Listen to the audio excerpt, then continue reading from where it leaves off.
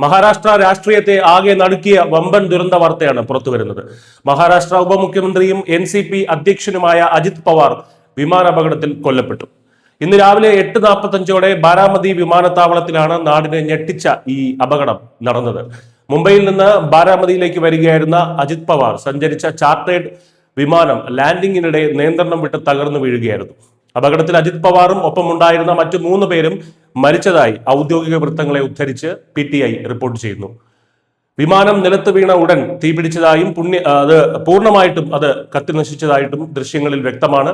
തദ്ദേശ തെരഞ്ഞെടുപ്പിന് മുന്നോടിയായിട്ടുള്ള നിർണായക റാലികളിൽ പങ്കെടുക്കാനായി സ്വന്തം മണ്ഡലമായ ബാരാമതിയിലേക്ക് എത്തിയതായിരുന്നു അദ്ദേഹം. എന്നാൽ സ്വന്തം തട്ടകത്തിൽ വെച്ച് തന്നെ അദ്ദേഹത്തിന് ഈ ഒരു ദാരുണാന്ത്യം സംഭവിച്ചിരിക്കുകയാണ്. ജീവൻ നഷ്ടമായിരിക്കുകയാണ്. മഹാരാഷ്ട്ര രാഷ്ട്രീയത്തിലെ ആദികായനും ശരത് പവാറിന്റെ അനന്തരവനുമായ അജിത് പവാർ സംസ്ഥാനത്തിന്റെ വികസനത്തിൽ നിർണായക പങ്കുവഹിച്ച ഒരു നേതാവ് കൂടിയാണ്. അദ്ദേഹത്തിന്റെ വിയോഗം മഹാരാഷ്ട്ര രാഷ്ട്രീയത്തിൽ വലിയൊരു ശൂന്യതയാണ് സൃഷ്ടിക്കുന്നത്.